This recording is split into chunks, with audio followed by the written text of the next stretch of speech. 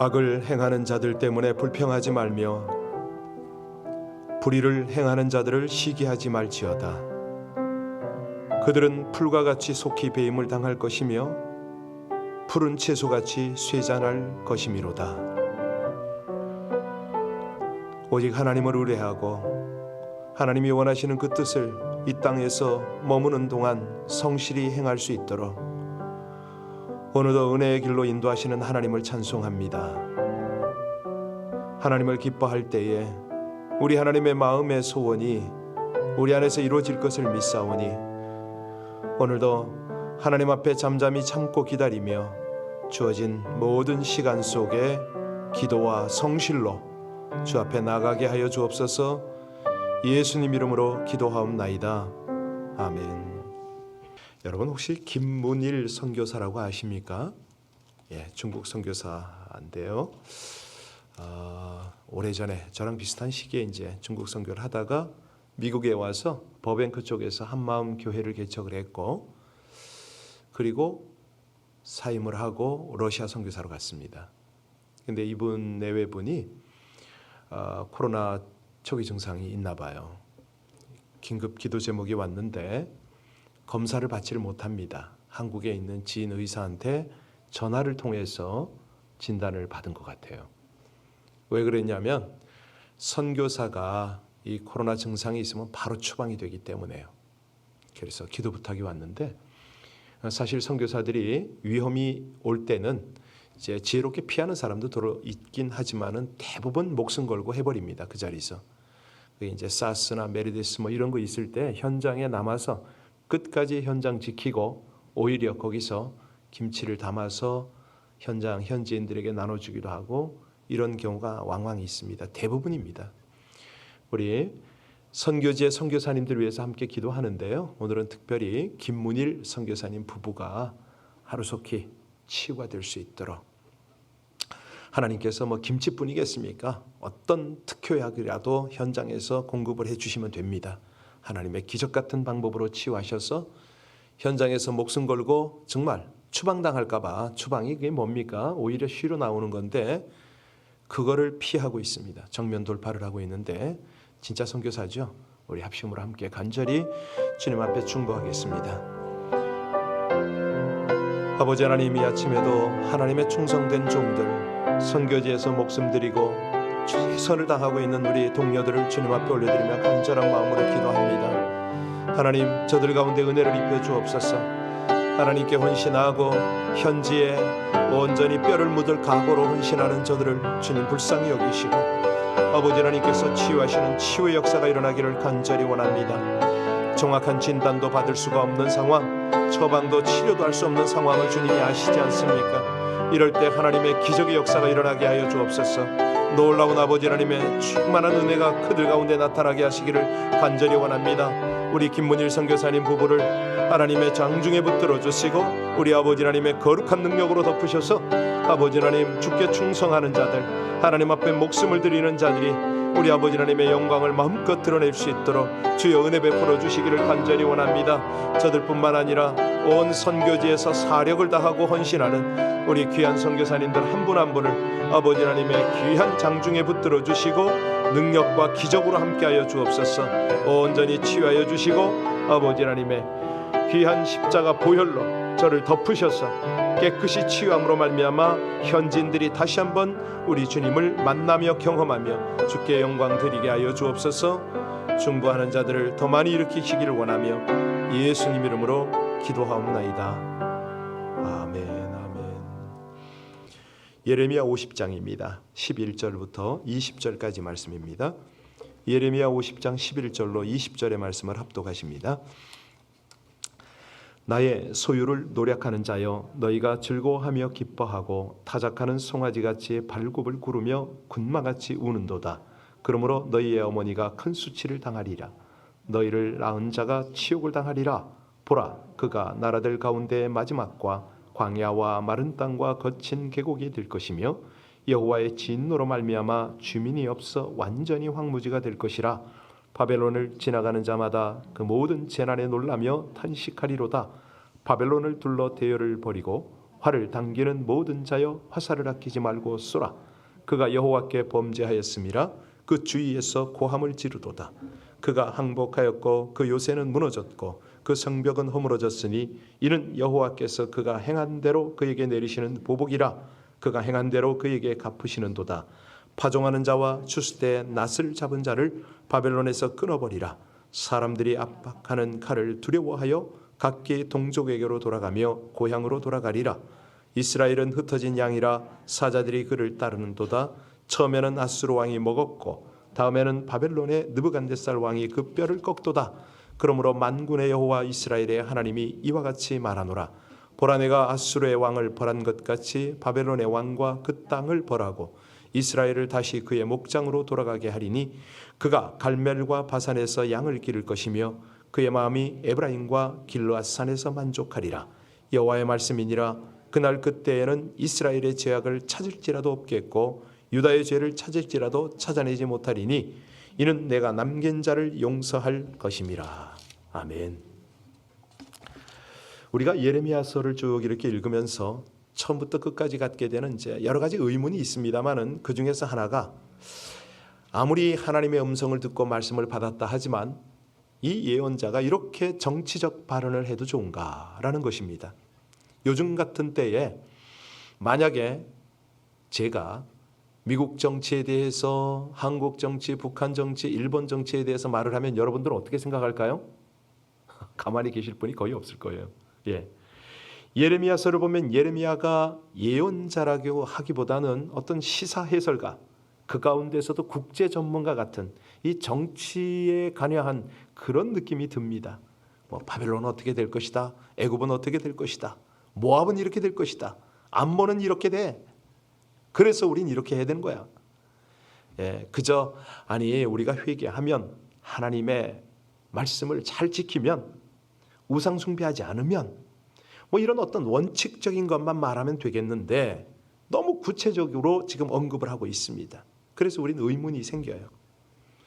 사실 이제 이런 거를 보면서 우리 이제 설교하는 사람들은 또 상담을 할 때 이런 이제 어떤 원칙을 말하고 원칙 안에서 스스로 해결하도록 하는 것, 이제 비지시적 상담이라고 그러는데요. 이런 기법을 많이 쓰거든요. 그러나 때로는 이렇게 해야 됩니다 하고 구체적으로 말해야 될 때가 있긴 있어요. 이제 그 가령 그런 겁니다. 어떤 목사님이 신방을 간 거예요. 그런데 갔더니 이게 시골집이라 뭐 여러 가지 이제 할 일이 많은데, 특별히 뭐 소가 송아지를 낳거나 돼지가 또 돼지 새끼를 놓고 뭐 이럴 때요. 그럴 때 목사님들이 구체적으로 상태를 보고 이렇게 하라고 지시를 하네요. 이제 이런 걸 지시적 상담이라고 하는데 요즘 같으면 더 합니다. 이 귀농한 사람들이 농사를 모르고 가축을 기를 줄을 모르니까 시골 목사님들은 별의별 걸 다 해요. 자, 그러면 묻습니다. 아니 어쩌자고 목사님, 경험이 있습니까? 어떻게 그렇게 함부로 지시를 하십니까? 우리가 뒤에서 이제 간섭하는 것 같기도 하고, 정말 저게 맞나 안 맞나 의심이 들 때도 있고, 그래서 이제 물을 때가 많잖아요. 그때 이 시골 목사님들은 그런 대답을 하죠. 시골에 목회를 하다 보면 이런저런 전문가가 되어야 한다고. 돼지 새끼 받을 줄도 알고, 송아지 받을 줄도 알고 다 그래야 된다는 거예요. 그래서 시골에서 농부들하고 함께 하나가 돼야 돼. 이제 이런 것들을 이제 지시적 상담이다 이렇게 말할 수가 있는 거죠. 오늘 예레미야가 이 상담이 아닌 예언을 하고 있는데 이 예언을 지시적 예언이다 이렇게 말할 수가 있는 겁니다. 근데 이제 정말 또 한 가지 궁금한 건 뭐냐면, 이거 예레미야가 진짜 어떤 특정 국가의 뭐 바벨론파가 아닌가, 친바벨론파가 아닌가, 이런 생각이 들 수가 있어요. 당시 이스라엘은요, 먼저도 말씀드렸지만 남쪽의 애굽과 북쪽의 바벨론 사이에 끼어 있었거든요. 그러니까 애굽은 아주 그 오래된 대국이고 이 바벨론은 신흥 제국이었습니다. 그러니까 예레미야가 보니까 점점 바벨론이 강성해질 것 같고, 아무래도 바벨론 쪽에 서는 것이 유리할 것 같아서 바벨론에게 항복하라고 하지 않았는가. 지금 대세가 미국이니까 미국을 따라가야지 무슨 소리야 라고 이렇게 한국 정부에다가 한국인들에게 말하지 않았느냐, 뭐 이런 느낌을 가질 수가 있습니다. 사실요, 우리 한국이, 우리 조국이 100년 전쯤에는 일본, 청나라, 러시아 뭐 이런 나라들이, 열국들이 항상 이 반도니까 탐을 내고 있었어요. 이 태평양으로 이제 뻗어나가니까. 그래서 우리 한국 조정 안에는 뭐 조선이었죠. 그때는 친일파, 친청파, 친러파 뭐 이렇게 있었습니다. 그래서 이제 오늘 본문이 그렇게 우리가 그런 시각을 가지고 보면 더 확실하게 보이죠. 예레미야가 그 친바벨론 파간이었겠느냐. 근데 사실은요, 예레미야가 많이 매국노라는 그런 비난을 많이 받았습니다. 우리가 그동안에 예레미야가 한 일을 가만히 보면은 사실은 친바벨론파 같아요. 예. 그런데 그 예레미야 40장에 우리가 보고 넘어왔잖아요. 예루살렘이 함락된 다음에 바벨론 군대의 사령관이 예레미야를 보고 뭐라 그러죠? 이제 네가 어떻게 할지 네 마음대로 정하라. 네가 바벨론으로 가겠다면 너를 바벨론에서 대접을 잘해 줄 거고, 또 가지 않고 여기 있겠다면 여기 있는 대로 우리가 너를 돕겠다. 뭐 이렇게 돼 있었죠. 그런데 그때 예레미야는 바벨론에 가지 않고 동족과 함께 고난을 당합니다. 자, 오늘 본문을 이제 보면서 이 예레미야의 정체성과 함께 그의 이 예언 사역에 대해서 조금 더 깊이 있게 한번 살펴보겠습니다.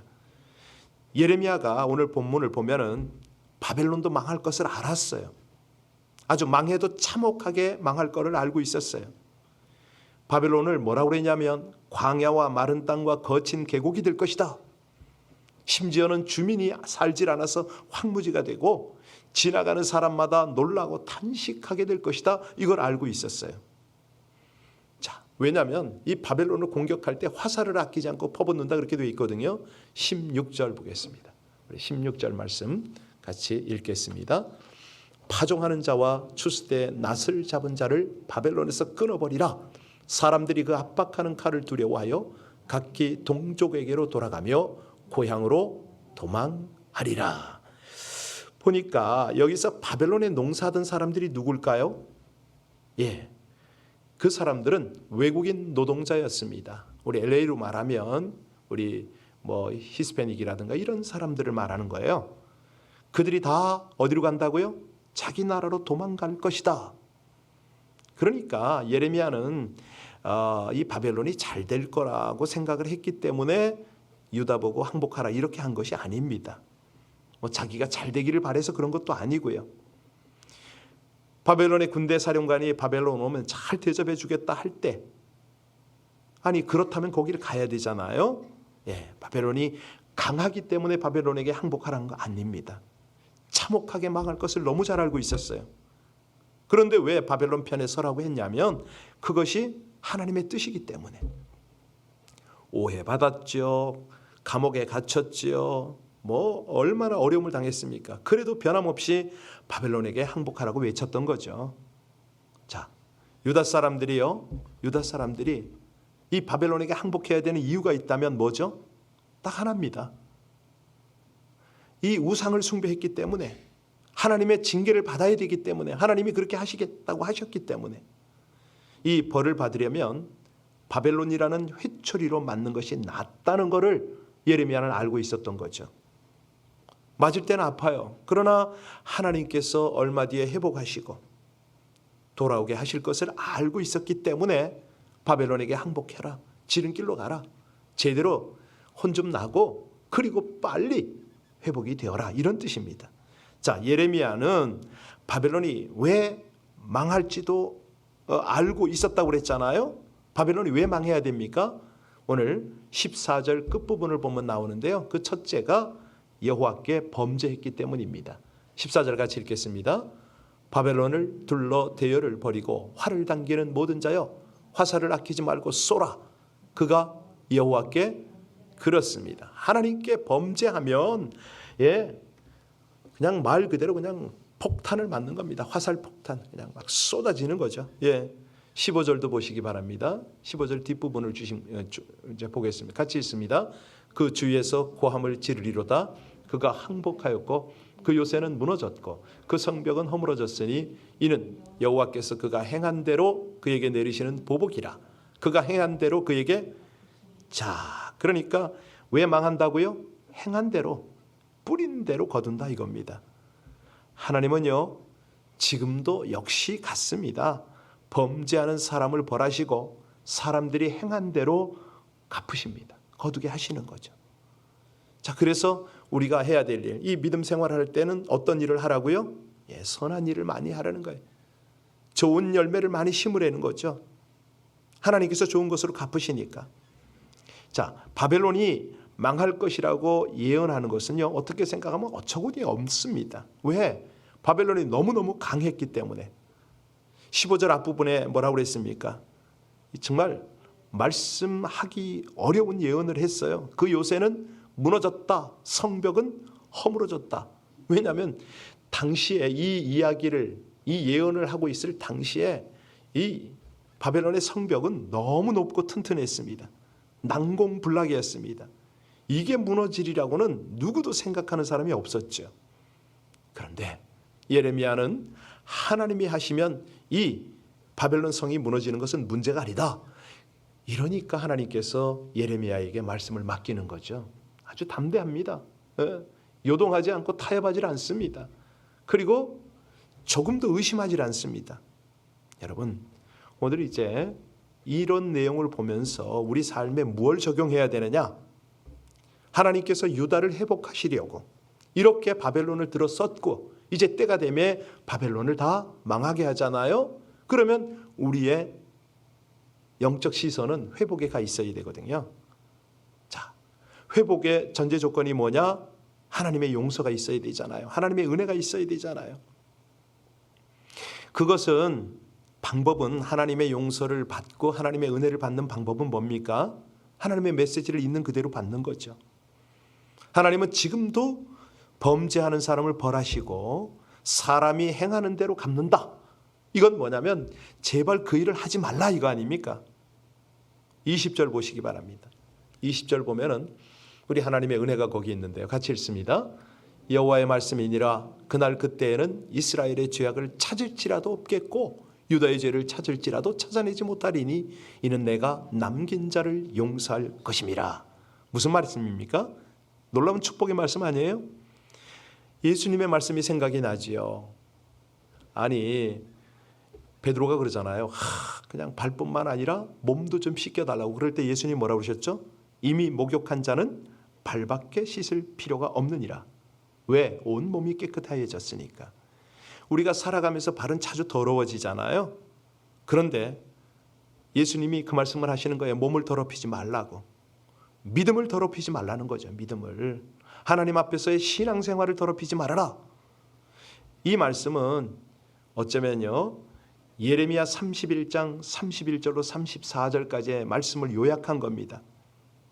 이게 무슨 뜻이냐면 그때에는 이스라엘의 죄악을 찾을지라도 없겠고 유다의 죄를 찾을지라도 찾아내지 못한다. 이게 무슨 뜻인가요? 내 백성이 다 깨끗해졌다 이거 아닌가요? 내 백성이 회복이 됐다 이겁니다. 흩어진 양 같은 이스라엘을 돌아오게 하겠다. 하나님의 말씀이죠. 그러면 우리는 어떻게 해야 됩니까? 예, 아멘입니다. 하나님, 이 시대에도 이런 하나님의 백성들이 돌아왔으면 좋겠습니다. 사실이요, 요즘에 이 팬데믹 때문에 이 온라인 예배를 드리는 여러분들, 제가 이제 통화를 하잖아요. 관리 잘하고 계시죠? 하고 거꾸로 역으로 묻습니다. 그러면 온라인 예배를 드리는데 믿음은 안 지켜진다는 거예요. 솔직한 대답이죠. 그럴 때 어떻게 기도합니까? 돌아오라고. 예, 우리 하나님의 이 메시지가 여기 있잖아요. 아니 우리 교회뿐이겠습니까? 수많은 교회가 지금 뭐 재정적으로 어렵고 환경적으로 많이 어려운 이유가 뭐죠? 예, 성도들이 다 열심을 안 내니까, 헌신을 안 하니까 지금 이까지 오잖아요. 그래서요, 오늘 기도할 때에 우리의 기도가 바로 이런 기도가 필요합니다. 하나님, 정말 우리 주변에 있는 그 옛날에 신실한 믿음을 가졌던 분들이 돌아오게 하옵소서. 정말 돌아올 수 없는 것 같은 그런 분들의 이름을 먼저 불러가면서 기도하려는 거죠. 그럴 때 하나님께서 회복을 하신다. 이제 우리 교회만 생각할 게 아니라 각 교회에 흩어진 양들이 돌아올 수 있도록 기도를 해야 되겠고요. 실제적으로 지금 감소되고 있는 지금 아주 뭐 그냥 너무너무 심각합니다. 이런 상황에서 교회들이 정상적으로 신앙생활이 되도록 우리는 기도해야 될 겁니다. 특별히요, 우리 북한 땅이 하나님께 돌아오게 해달라고 우리는 기도해야 되고요. 여기 예레미야가 남왕국 유다의 예언자잖아요. 그런데 남왕국 유다 사람들만 돌아오게 될 것이라고 예언하지 않습니다. 북왕국 이스라엘 사람들도 돌아올 것이다. 그걸 예언 같이 하고 있는 거예요. 하나님이요, 이스라엘을 돌아오게 하신다는 예언을 할 때에 북왕국 이스라엘에 대해서 먼저 말하고 있어요. 18절 보세요. 18절 말씀. 자, 18절 말씀 우리 같이 읽겠습니다. 그러므로 만군의 여호와 이스라엘의 하나님이 이와 같이 말하노라. 보라, 내가 아수르의 왕을 벌한 것 같이 바벨론의 왕과 그 땅을 벌하고 19절이요. 이스라엘을 다시 그의 목장으로 돌아오게 하리니 그가 갈멜과 바산에서 양을 기를 것이며 그의 마음이 에브라임과 길라산에서 만족하리라. 북왕국 이스라엘은요, 722년에 기원전 722년에 아수르에서 멸망했어요. 기원전 612년에 아수르는 바벨론에 의해서 멸망을 당합니다. 그 다음 기원전 587년에 바벨론은 남왕국 유다를 침공해서 그 주민들을 포로로 잡아갔어요. 그러니까 이게 역사라는 그런 거죠. 그때 강대국이 생겨서 또 약소국들을 침공하고 19절에 나오는 여러 지명들 다 모두 북왕국 이스라엘에 속했던 곳들 아닙니까? 이제 뭐 우리 형편으로 말하면 저기 그냥 북한의 그 어디입니까? 평양, 청진, 해주, 원산 뭐 이런 곳들입니다. 사실요, 제가 이 북한 지명을 잘 몰랐어요. 북한이요, 어느 때부턴가 우리 한국이 팔도잖아요. 자기네도 팔도로 만드는 거 아세요? 뭐 그래서 이 도에 대한 감각이 별로 없을 때, 제가 이제 중국 선교사 초기 때죠. 94년, 뭐 5년, 뭐 이럴 때. 그럴 때 이제 탈북자들을 이제 저희 집에 좀 덜어 데리고 있었거든요.